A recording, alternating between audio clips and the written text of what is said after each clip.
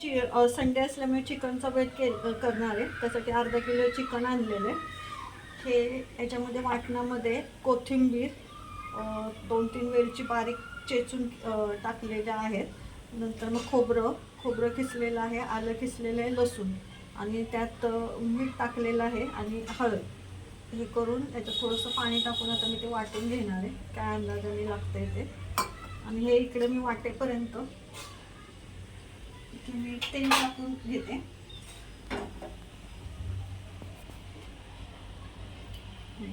तेल टाकते आणि तोपर्यंत थोडासा तेल टाकते आणि नंतर मग कांदा टाकते. तोपर्यंत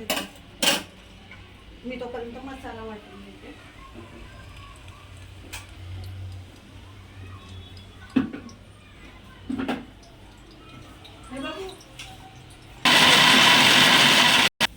आता हा मसाला मी बारीक वाटून घेतलेला, एकदम बारीक वाटायचा आहे तो, असा मऊ झाला पाहिजे. इकडे आपण जे तेलामध्ये कांदा टाकलेला तो पण जरा हे झाला. आपल्याला पूर्ण लाल नाही करायचा तो, फक्त त्याचा वास गेला पाहिजे कच्चा. आणि हे जे मिश्रण आहे ते ह्याच्यात टाकायचं, आपण वाटलेलं आहे.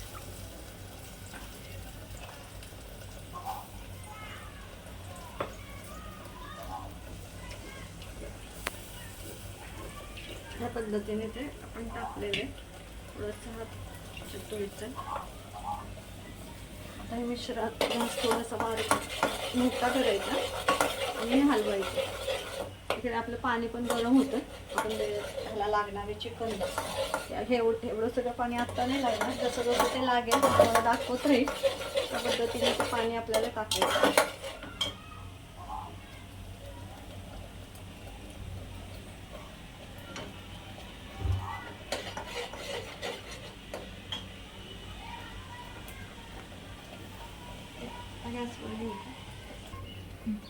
हा मसाला बऱ्यापैकी हे झालेला आहे, भाजलेला आहे. तर आता मी ह्याच्यात चिकन ॲड करते.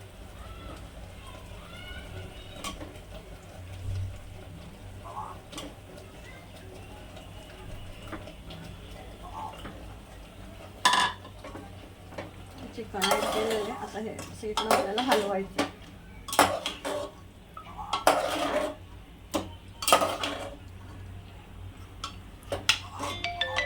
तुम्ही बघू शकता की मी कसं हलवते त्या पद्धतीने एकजीव.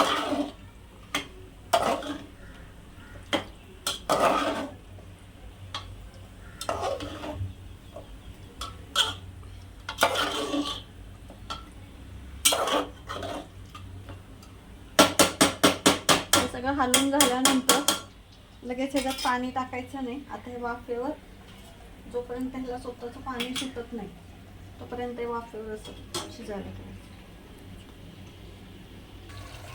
हे बघू शकता की कसं पाणी सुटायला सुरुवात झालेली आहे याला, आपल्या चिकनला. आणि थोडासा तवंग पण यायला लागलेला आहे. मी ह्याच्यावर परत झाकून ठेवते.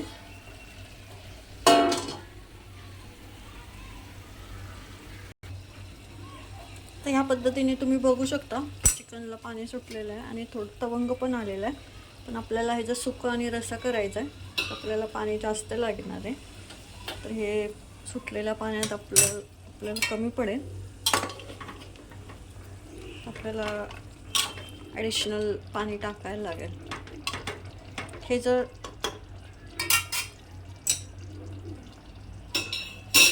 हे बघा मी हे टाकते.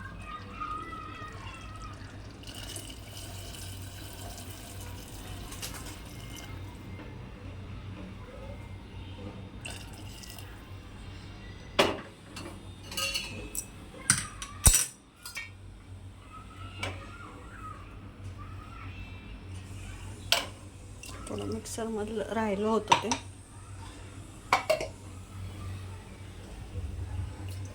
मसाल्याचं, ते पण धुवून घ्यायचे आपल्याला.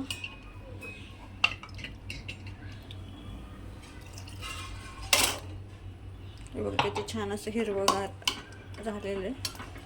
हे ज्यावेळेस आता आम्ही 3 शिट्ट्या काढून घेते. 3 शिट्ट्या काढल्यानंतर ह्याचं जर सूप पिलं ना तर ते मस्त. हे आळणी, ह्याला आम्ही आळणी म्हणतो. ते चवीला पण खूप चांगलं लागतं. हे हे तयार झाल्यानंतर हे भात आणि गरम गरम भात आणि हे आळणी जर हे केलं, आपण जर खाल्लं, खूप पौष्टिक असतं लहान मुलांना, आजारी माणसाला वगैरे. तर आता मी हे कुकर लावून ते करते आणि नंतर मग तुम्हाला दाखवते बाकीची रेसिपी पुढच्या व्हिडिओमध्ये.